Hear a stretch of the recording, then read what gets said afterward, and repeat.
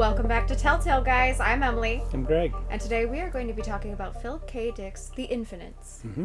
So this is a nice short story. It was really short. I think I read this in 15, 20 minutes. Less even. Because I'm a fast reader. Mm-hmm. But this was a really good one. This one was these guys encounter a planet, right? And they're trying to figure out why it's not life-sustaining. That's that one, right? Yes. So they go to this planet, and there's nothing on it, but it has the perfect temperatures, all the perfect circumstances for a planet that should have life on it, but it does not. And while they're hovering there, they get hit with a huge ray of radiation. Mm-hmm. And this huge ray of radiation starts mutating them. And so after they wake up and they realize their hair is falling out, their heads and brains are getting bigger, their bodies are getting smaller, they're getting weaker, and it's these three individuals, two males and a female. Mm-hmm. And they're out there just exploring different worlds to see, report back, see what's what with these worlds, and just report back and say, hey, these ones are life-sustaining, these ones aren't, this is what the kind of materials that are there. Basically, resource collectors, it seemed like. Mm-hmm. They're just going to these planets to see what resources they can find. But so they start mutating and all this crap and...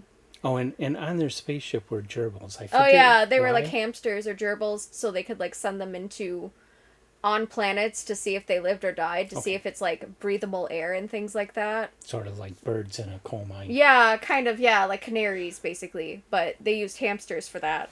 And so it was basically these three people and these hamsters on this spaceship.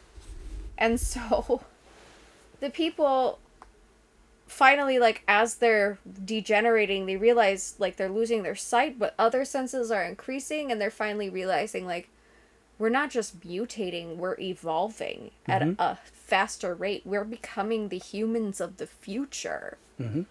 And so they're just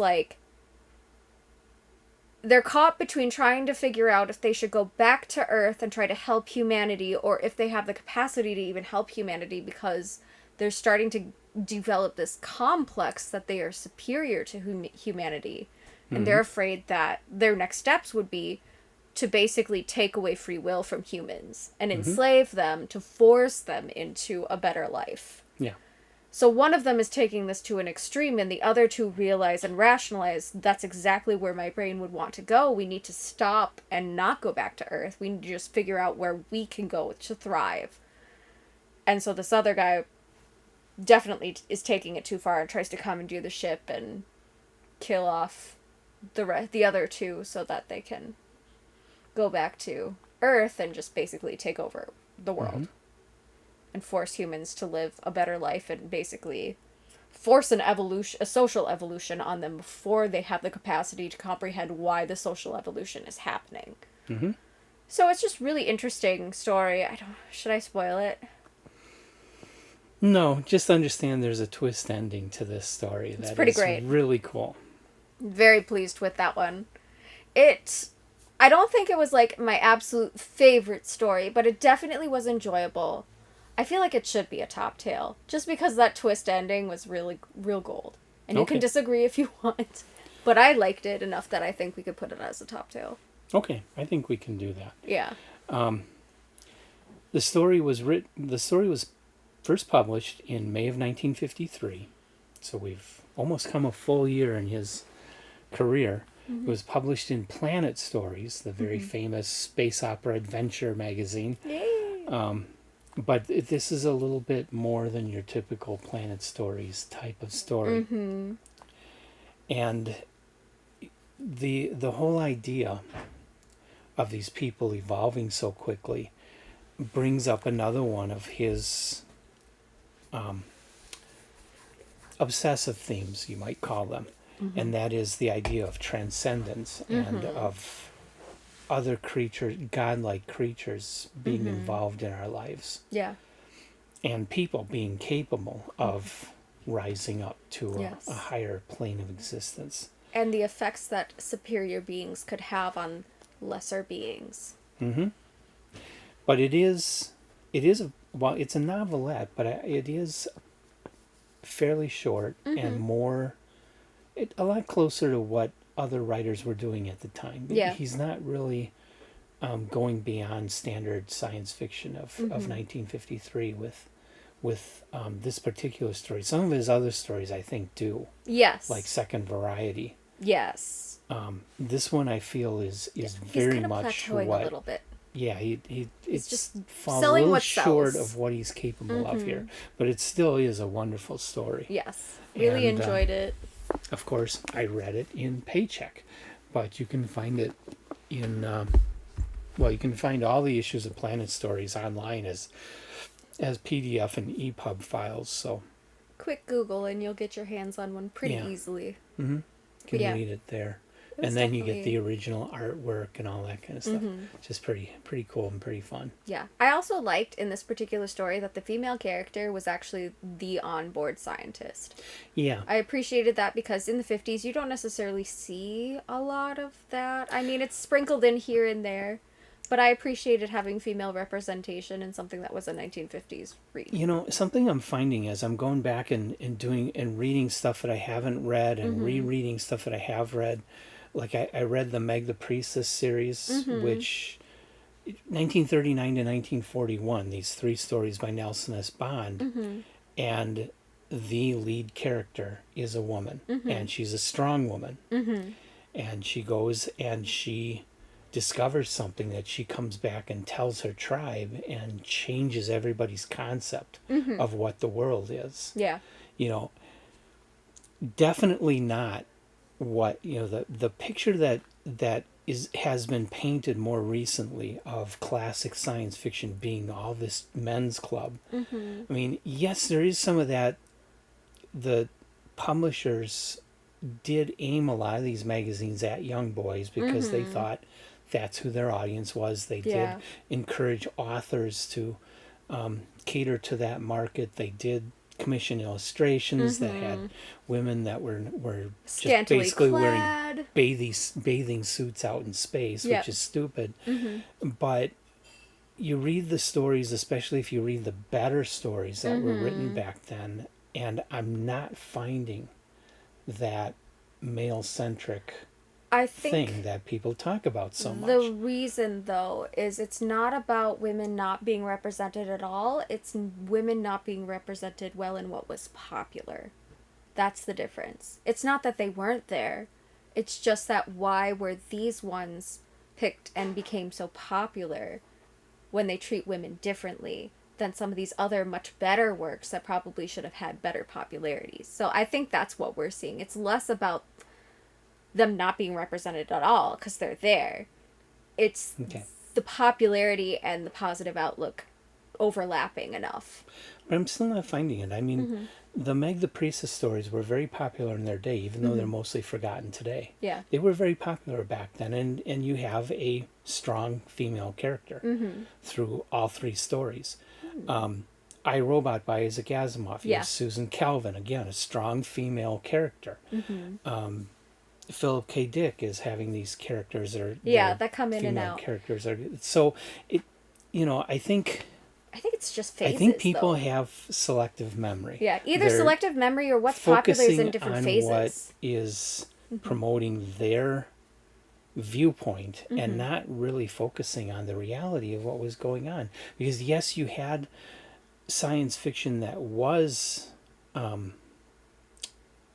what's the word I want? Anti-feminist, that was, Misogynist. you know, put women in their place. You did have stories where women were just housewives, but at the same time, I'm constantly coming across these stories where they weren't. So you do have a pretty good mixture Yeah. back then. I feel, as opposed to today, where every book being published has to have queer characters, or it doesn't get published. Representation is still important. Not against having Yeah. diversity, but it seems like Now it's a trope. you can't have a white male character and get published today. Where in 1940, you could have a strong female character get published, and it's being called one of the best stories of 1939, 1940. Yeah. I think, too, a lot of it is in kind of in phases. Because one of the things that my husband and I discuss a lot is that you get, specifically in like horror film, during more conservative leadership eras, you get more horror that is higher quality horror than in more liberal leadership situations. Okay. And that's kind of a pattern that a lot of people have noticed just in film alone. So I'm wondering if something similar kind of happens, and I'm not sure what the conditions are, but I think things do happen in phases. Like, I think sometimes during that era, maybe that was really popular. But then you get some of these more toxic characters, more toxic masculinity characters that can kind of come into favoritism. And that's where I think the focus starts happening, is these toxic moments tend to have more impact. Because maybe they're considered more traumatic to the culture. Or people are noticing, hey, that's actually really toxic. Like, people really love Twilight. Not gonna knock Twilight, but have you thought of the timeline of the Twilight books? Like, all of this happens in, like, less than a year. All of the books happen in less than a year. Okay. That's pretty toxic relationship when you think about all the romances, the on and offs, the weddings, like, the birthings of Spawn. Like, that's a really short toxic timeline when you think about it, developing relationships. Yeah. But I think that's what people kind of start looking at, and that's why they start having these criticisms, and that's why they remember certain things better than others. Most of us weren't alive in the 30s. Most of us probably haven't read sci-fi from the 30s. True. So we're used to the stuff that's probably coming out of these more toxic eras, where we have these toxic masculinity things that maybe the female characters who are strong are getting overshadowed because they just are a little less popular. Not saying they're not popular at all. But I think there probably is a pattern thing that's similar to what my husband and I observed with leadership and horror films. There's probably a similar pattern. But I have been going back and reading a lot of classic science fiction, space opera, and golden age science fiction recently, and a lot of the criticisms I've been hearing that characterization is so bad. Yeah, you can find examples of science fiction written back then where the characterization is really bad, but how many stories have we read, like The Blue Giraffe and such, where the characterization was top notch for a short story? Oh, The Purple Cloud was actually pretty good too. The Purple Cloud was amazing. And had a strong female character. Just despite the fact that she learned everything she knew from the male character, very much developed their own mind. Yeah. Very good. Very good stuff. So, I'm Read finding it all. that there are a lot of people just putting criticism out there, and their criticisms are baseless from what I have been reading. You might be able to find specific stories, but you can't just take the whole genre from back then and say it was all this way, because it wasn't. There was a really there were a lot of good free mixture. thinkers. But I think popularity, what was considered popular and what wasn't, is what is determining that. And it's the culture kind of isolating the things that were most popular. Not kind of popular, subliminal, peripheral popular, but the really hyper-focused, hyped stuff. And I think we see that a lot today, too. There's a lot of stuff that's just absolutely sensationalized for whatever reason. And that's why it becomes popular. Yeah. So, like 50 Shades of Grey, even people who weren't into smut read it because they were super freaking curious about why it was blowing up and why it was so controversial. So I think a lot of that, too, plays into it. But yeah, I definitely appreciated the female role in this one. Because, one, it helped with some of the drama. Not that they were the cause of the drama, but there was definitely, like, a relationship dynamic between her and one of the other characters that kind of added to the noise a little bit, which was kind of cool and interesting. But I just appreciated seeing a female, like, representation. I think is definitely important, and being able to see that, like you're pointing out, that there is representation there. It just may not be the most popular thing that we've ever read or that's ever existed. Well, this story is probably one of his less well-known stories, but Philip K. Dick is one of the premier science fiction authors, so you can't say that this isn't popular. No. Maybe lesser of his stories, but Yeah, it definitely. may not be as well known as a Paycheck or Second Variety, but it's still by one of the best science fiction authors of that time, Yeah. and an author whose popularity just continues to grow. Yep. So, that's what I'm finding is that so far in my exploration, I'm mostly finding examples that argue against what people are saying about classic science fiction right now. And I think that just speaks to the diversity of what we're choosing to read, too. I think a lot of people do hyper focus on a type, and sometimes that type doesn't have that.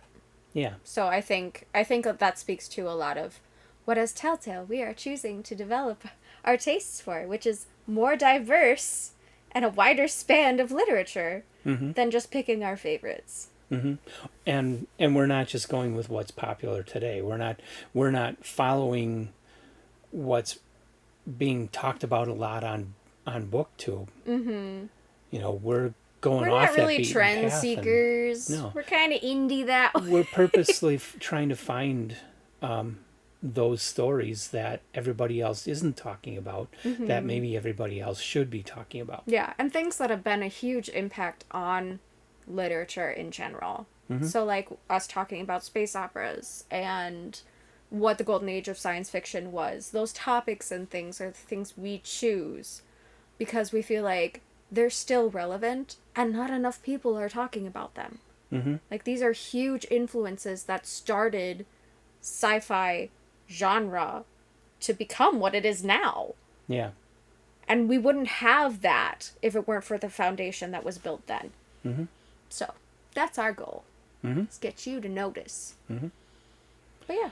So we should probably end this here. Yeah. It's probably gone on too long, and I'm Yeah, sure we my kind of rabbit battery's trailed a getting little done. bit there, but I think it was good. It was good Yeah. discussion. It was important. Well, to that's have what I like about when we get together with this is we do go off on these topics Yeah. that are inspired by these stories we read, and Yes. and that's what's great about reading in literature, whether it's science fiction or not, is that you're going to find these issues that will get you thinking and get you going on these topics. Absolutely. And create these really fascinating conversations. And they're important conversations. Mm-hmm.